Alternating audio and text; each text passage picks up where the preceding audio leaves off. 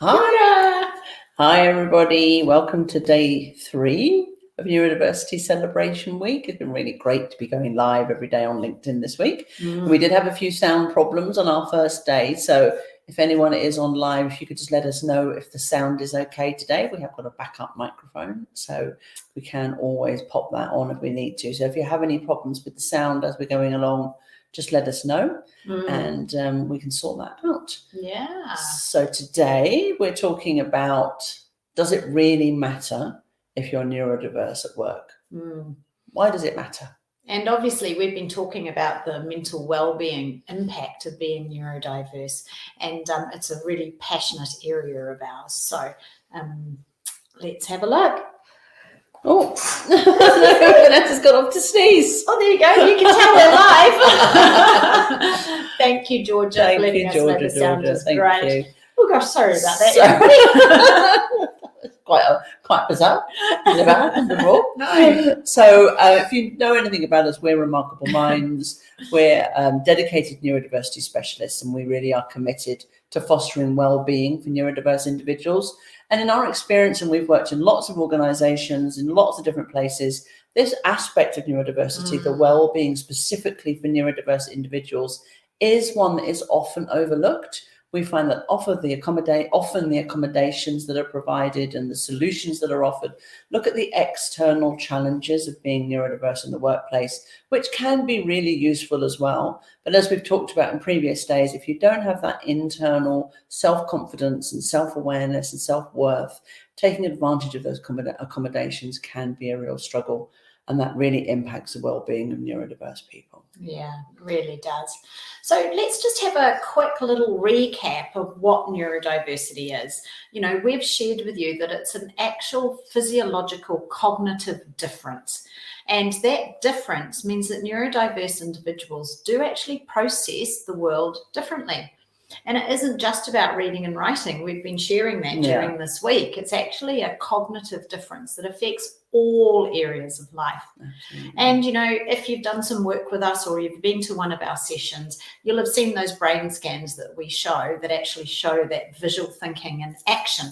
Yeah. So what it means is neurodiverse people actually do have natural talents, and their natural talents are things like visualization, big picture thinking, creativity, and we're actually going to go into the talents more later. But sometimes it can actually be really challenging, because as a neurotypical person or someone who's not neurodiverse, the really simple things, you can't understand why someone can struggle with them. Absolutely, you know? Absolutely. And this is really enormous, because neurodiverse people do have amazing natural talents, and we're going to get into those in a second. And so there is a real role for neurodiverse people in the workplace. But if you're constantly feeling like you're being judged for what you're doing wrong rather than for what you're doing right, you can't actually access those natural talents. But today we wanted to really make it a little bit more positive, you know, and show you some of the sort of natural talents that come along with neurodiversity and the kind of jobs that people that are neurodiverse end up in.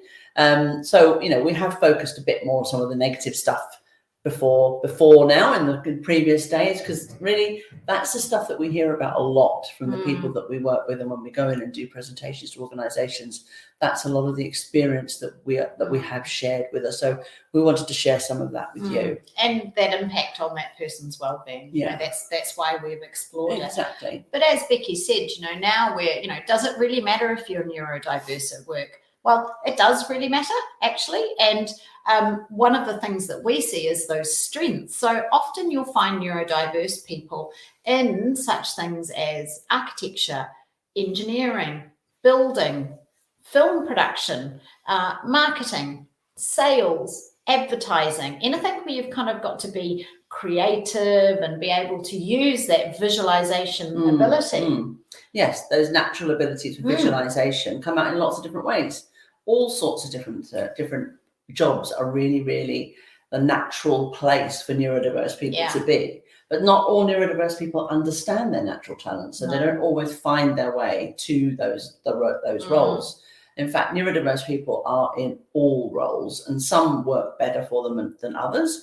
We've worked with people who are lawyers, who are police officers, accountants, who work in communications, all sorts of different people from all different walks of life are neurodiverse. Just because you're not in a creative industry doesn't mean that you're not neurodiverse. Now, you might flourish more in a creative or big picture thinking environment, but just because you're not in that environment, it doesn't mean that you're not neurodiverse. I agree.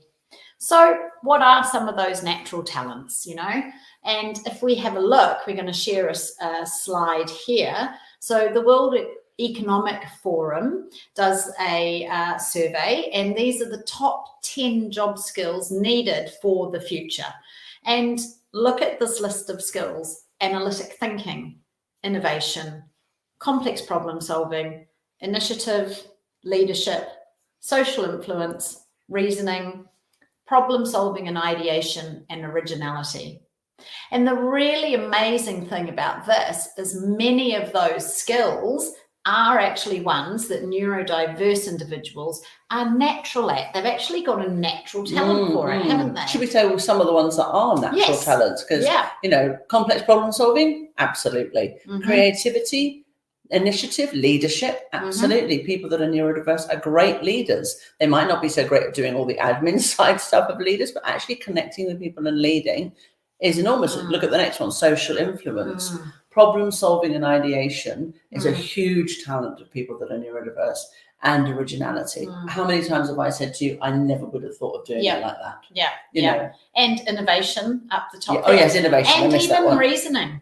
Often neurodiverse individuals will see a reason why something's happening that perhaps no one else has. Yeah, so many of these are, in fact, most of them, I would say, are natural talents of neurodiverse people, but things that we might not always realize are to do with neurodiversity.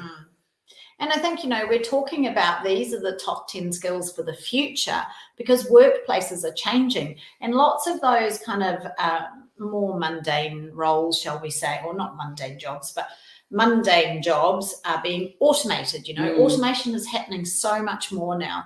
AI and just the way that the world of work is, many of the roles they don't actually need people for anymore. So that's actually why lots of those skills, can you see they're ones that aren't that, repetitive nature. They're all the more creative ones, aren't they? Absolutely. And those are the natural talents of the neurodiverse person. But, if you're neurodiverse, and I think on one of our previous sessions, we were talking about how 80% of neurodiverse people don't know they're neurodiverse, and you don't know that these are natural talents, you're not necessarily always going to end up in the place where it's the best for you. You might end up in a role that's repetitive and doesn't spark you in any way, and that is not a great place for a neurodiverse person. And you're not actually able to access those natural talents. That's the thing, and that's why we've been focusing on that emotional impact, because how can you tap into those natural talents if you're worried about making a mistake, or you're stressed, or you're feeling like you're not confident or capable? And this is really where it does matter if you're at neurodiverse at work and you don't know it yourself, or your colleagues don't know it. The flip side of this is you might have someone in your team, or you might work with someone on a project, and they shine in these areas. There are some things they're amazingly good at, but then in other areas, there's this real disconnect in their ability, isn't there?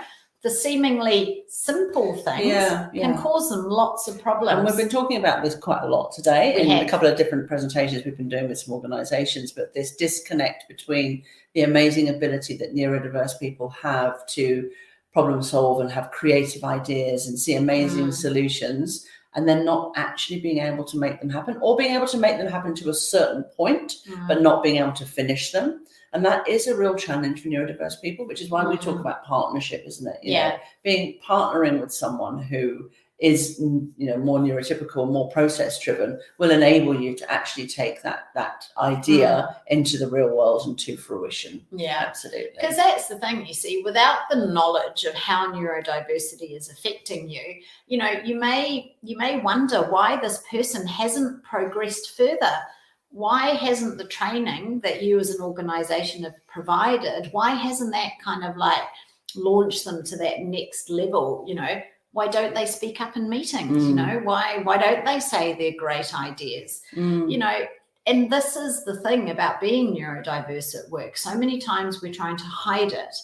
And really, as Becky's just talked about, the sweet spot is being able to tap into those talents, those natural talents, in a way that supports the neurodiverse person, but also the organization. You know, I think there are ways of working together, aren't there? Absolutely. You know? Yeah, there absolutely are ways of working together, literally together. Yes. So that you really can fill in the gaps in each other's skills, and talent. There are some things that I'm really not great at that Bess is amazing at, and vice versa. And that means that we can work really well together as a team and actually really get amazing things done.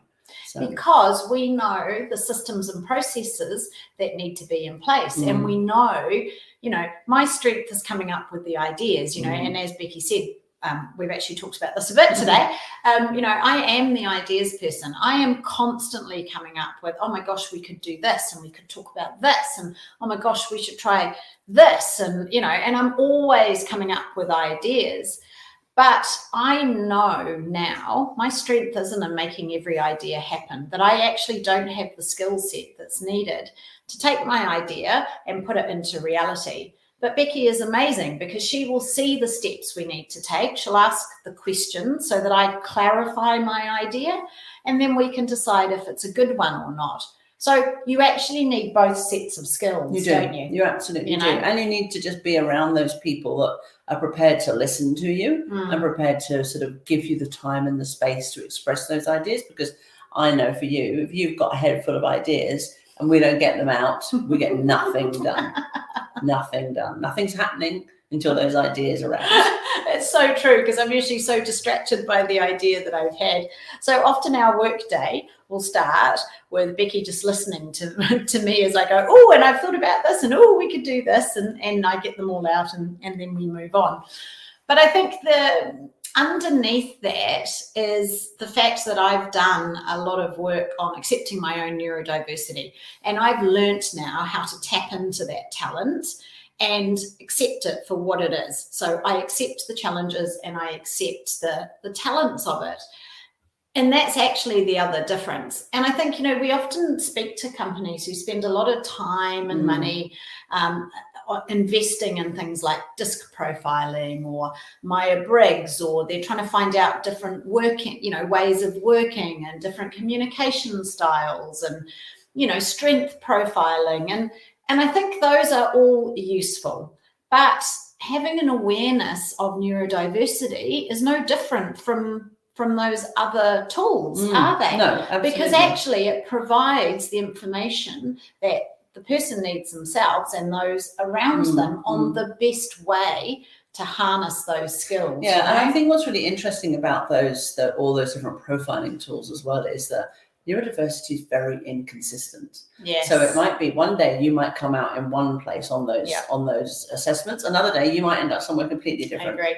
It might just be and I know they're more sophisticated than that, and they can often sort of work things out. But I just mean that they're not always a true indicator of exactly what's going on for you. As I know you've done ones before, and you're like, not really sure that's me, Yeah. So they're great, and they have a place, absolutely. But I think what we're saying is that on top of that, having sorry, I got confused. Sorry. It's all right. I just flicked through to the next slide. Sorry, people. You're getting real live today. Me sneezing. Sorry. Oh God.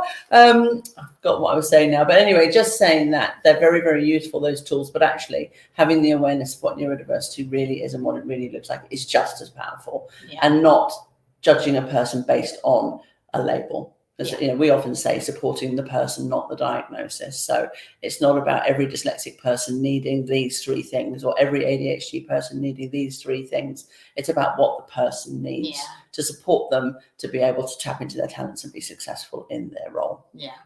So, it does matter if you're neurodiverse and at work. And I think what we really wanted to leave you with today is that thought that it's the partnership.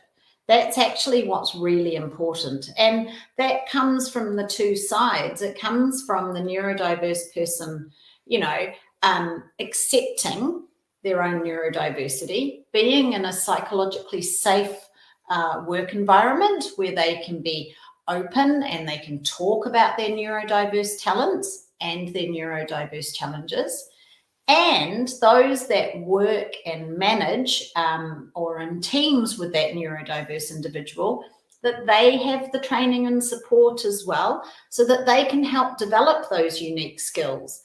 Because, you know, those skills are amazing ones to have in workplaces of the future. And, you know, we really advocate that it's actually the responsibility of both sides to adapt and find practical ways of working together. Yeah, absolutely. And I think we've probably talked about this before, but, you know, I think the most important thing is creating that space where neurodiverse people can feel safe to say what they need and what will help them. Because if they can't, and they're constantly hiding what's going on for them and trying really hard to sort of fit in or look a certain way, that's really, really damaging for a neurodiverse person. So creating that space where neurodiverse people can be themselves, can be open about their challenges, can be accepted for their challenges, and then they will be able to tap into those amazing natural talents that we looked at before.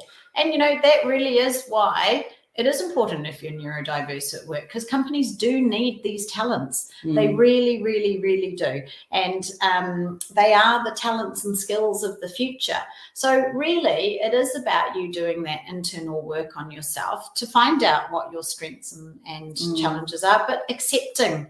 I think that's the biggest thing. And we actually talked about this earlier with an organization, is it's removing the self-judgment, because that's actually what holds a neurodiverse person back, isn't it? It absolutely is. And actually, you know, it might be that you feel that the work environment that you're in and that you're creating is accepting and is open and is, you know, you are able to talk about anything.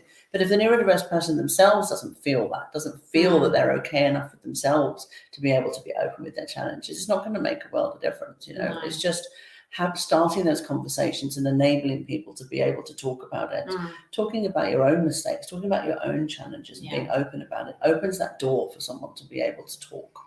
You know, so we know that lots of organizations, sorry, did I interrupt? You go. And so lots of organizations are now including questions around neurodiversity when they do staff surveys and asking people if they're neurodiverse. And this is a really good way to start to get some information.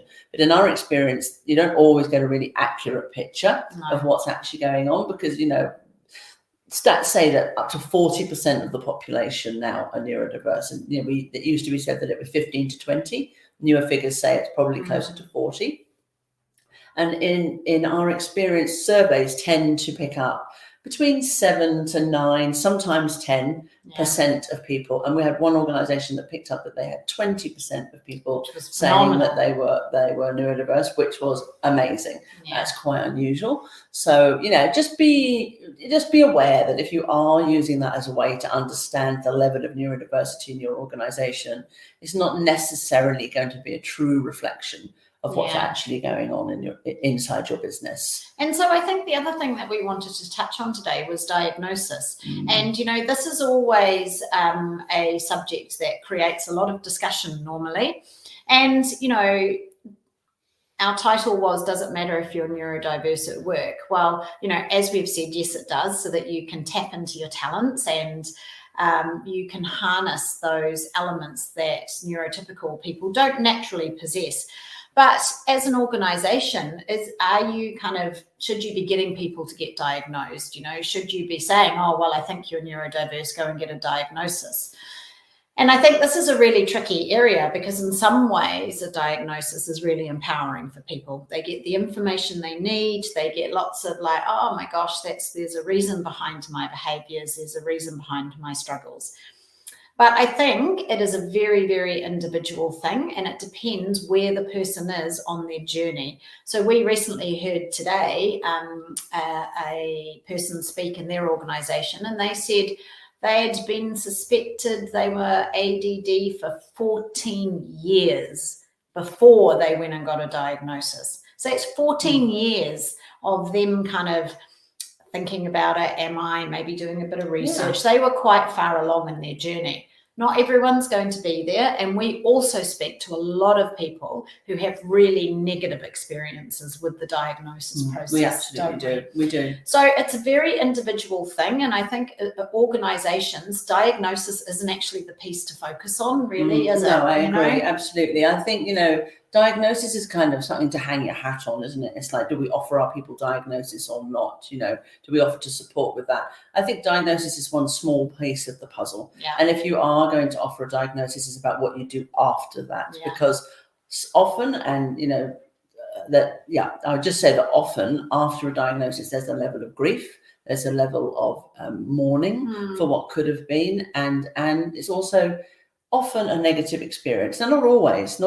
Some people find it empowering and enlightening and feel a weight has been lifted off of their shoulder. But either way, whatever the outcome and how they feel about that diagnosis, it's how you support them after the diagnosis. So the diagnosis is not the solution. The diagnosis is the first step on a journey. You get that diagnosis, yes, I'm this, I'm whatever, and it probably will be a mixture of lots of different things, usually is. But it's like, what happens next? Unfortunately, that's just the way that the system works, is you get the diagnosis and then there's very little resources or support given afterwards for what to do with that information. And everyone has to go off and do their own research and find whatever information is going to work for them. So it's just, if you're going to sort of channel people towards having diagnosis, then just think about what happens after that process.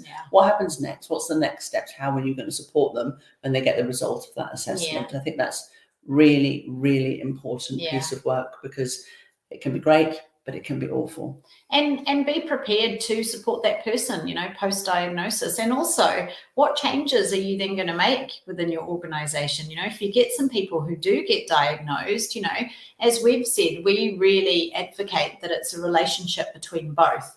So what is the individual maybe going to do, and what are you going to do as an organisation? But just quickly to say that diagnosis isn't actually always necessary. No. 77% of neurodiverse people that think they're neurodiverse are neurodiverse. So if someone suspects they're neurodiverse, they probably are. And we would always say, if someone says they're neurodiverse, just believe them. Just believe that they're neurodiverse. It doesn't matter if you think that they're saying they are to get out of doing a piece of work, or, to cover up some of their challenges. It doesn't matter. If they think they're neurodiverse, just treat them as neurodiverse. Yeah, exactly. And I think, if you look into the recruitment statistics within the neurodiverse community, they don't make great reading. They really don't. And in fact, Made by Dyslexia did a survey where 3 out of 4 dyslexics would rather leave their role than actually have to admit their dyslexia. 3 out of 4. So you just think about, so often we talk to organizations who are wanting to recruit, how do we recruit these, and, diverse thinkers, and, have all this creativity and out of the box problem solving. But it isn't just that. It's how do you actually retain them? How do you help them thrive in your organisation? It isn't just the recruitment piece. No, absolutely. It's actually about what's going to happen afterwards, and we really do encourage every organisation to really start their journey at awareness, because often there's different opinions out there, there's different experiences.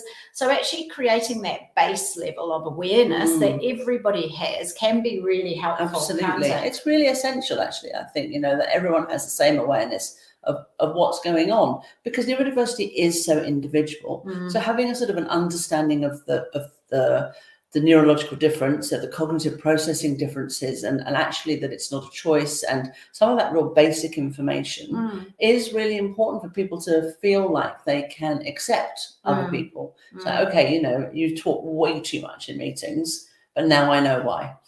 No one in particular. And I think that's it.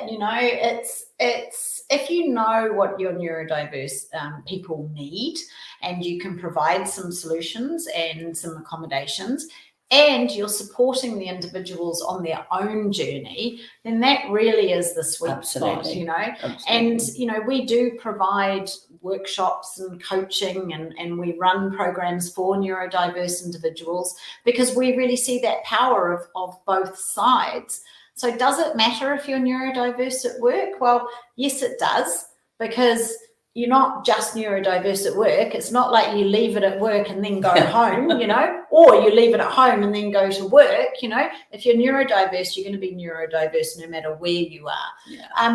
But if you're neurodiverse at work and you're not able to talk to your colleagues or your team or your manager about your struggles, if you're trying to hide that you're struggling, there's a huge amount of stress for that person. And, it's really hard then for a neurodiverse adult to access those talents and those strengths when they are under stress and they're not feeling like they're doing a good job and they don't believe they're capable. You can't access my amazing ideas, brain. It's just not just going to happen if you're not in the space that's going to allow it to happen. And as a neurotypical person that works with neurodiverse people, it's actually really, really important to have an understanding of that difference and of those talents and of those challenges, so that you can understand how to work with them. Because if you're just going to expect a neurodiverse person to be more neurotypical and to work harder and to put more effort in and to do a better job just because you want them to, that's just you're never going to have a decent working relationship if that's how you're approaching it. You have to have that understanding of the difference, so that you can manage it and you can work with it more effectively, and we can all work to our strengths. We all have strengths and weaknesses, don't we? Not just neurodiverse people. We all have things that we're good at and things that we aren't good at.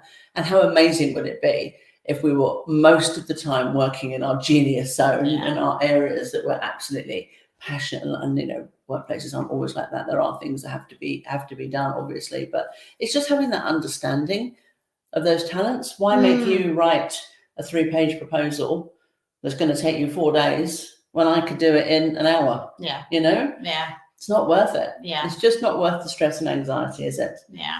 And so it really is working to those strengths. And I know organizations do really want to tap into those skills that we saw earlier, and there are many skills with neurodiversity, but we're just really advocating that it is a partnership, and it does matter if someone's neurodiverse at work, and it even matters more if they aren't aware they're neurodiverse, or the people around them are unaware that they're neurodiverse, because that's actually where we see the conflict and the struggle, isn't it? It's when people don't have the awareness or the understanding. Absolutely. And they're not open to it. You've got to be open to it. You've got to stop looking at it as a negative thing and start looking at it as something that comes along with amazing natural talents, and it will change everything. It really will. And because if you know where your gaps are, I now know I am the ideas person. I'm the person that starts a project. I'm the person that can get people on board, kind of like rally people around and get them involved. I do know, though, that I'm not the person that will continue that on. So I once got called a spark by a business coach, and he was like, everybody needs a spark, and actually for me, because of my visual brain, I was like, that actually describes it perfectly. I'm not the person to keep the fire going. I'm not the person that will, keep building it, but I am the person that potentially will start it. And that's why you need a wonderful neurotypical person in your team who then will take that spark and help it thrive and grow. Absolutely. It's the partnership, it is the isn't partnership, absolutely. So hopefully you enjoyed the session today. Half an hour goes really quickly. It does. It feels really fast. We normally do much longer presentations, so half an hour feels really quick. Hopefully you've learned something today. And tomorrow, what are we talking about tomorrow? Tomorrow we are talking about how can you support your neurodiverse whānau and colleagues. So hopefully we'll see you tomorrow. Thanks so much for joining us today. Happy Neurodiversity Celebration Week. Yeah, halfway through. Yes. 2 more to go. Excellent. Take care, everyone. Have a lovely rest of your day. Bye. Bye.